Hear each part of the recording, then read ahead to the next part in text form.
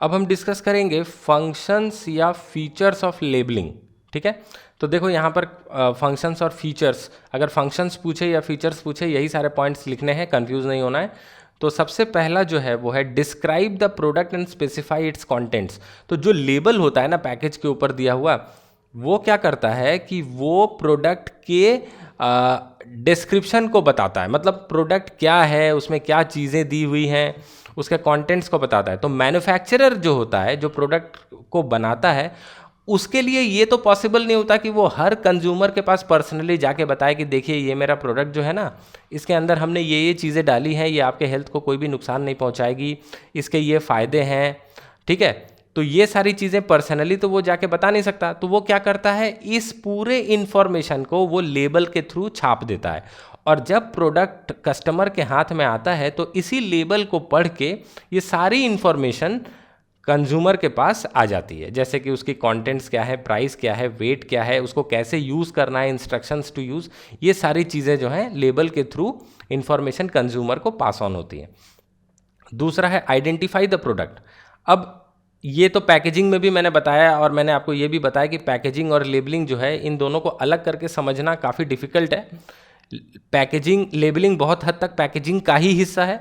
तो लेबलिंग जो है वो प्रोडक्ट को आइडेंटिफाई करने में हेल्प करता है कस्टमर्स को। आपके प्रोडक्ट और आपके कंपटीटर के प्रोडक्ट में कैसे कस्टमर पहचानेगा कि आपका प्रोडक्ट कौन सा है, आपके लेबल को देख के। जब आपके लेबल में ब्रांड नेम, कंपनी का नाम, ये सब प्रिंटेड होगा तो कस्टमर पहचान जाएगा कि ये आपकी कंपनी का प्रोडक्ट है।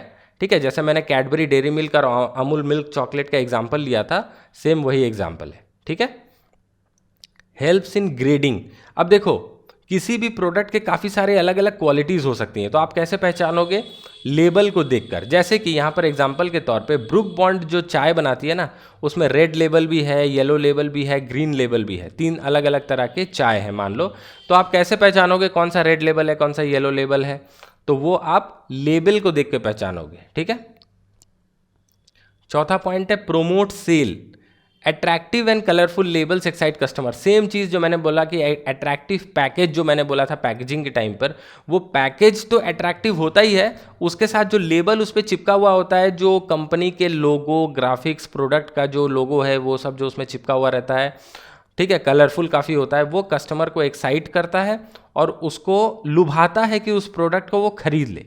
ठीक है, इसीलिए प्रोडक्ट का लेबल जो है उसको हमेशा कलरफुल बनाना चाहिए। आप देखो चिप्स के पैकेट्स, फिर ये जो है काफ़ी ज़्यादा कलरफुल, लाल, नीले, हरे, फिर कोई भी प्रोडक्ट आप उठा लो हाथ में, पैकेज जो है बहुत ही सुंदर होता है, और जो पैकेज सुंदर होता है वो बहुत ज़्यादा बिकता भी है। अगर कोई बहुत ही अच्छी क्वालिटी का प्रोडक्ट है लेकिन उसका पैकेट जो है, उसके लेबल्स जो हैं बिल्कुल डल कलर्स के हैं, उसका फॉन्ट ऐसा लिखा हुआ है कि कुछ समझ में नहीं आ रहा है, तो वो प्रोडक्ट कभी बिकने वाला नहीं है। ठीक है, पांचवा पॉइंट है providing information required by law, legal requirement.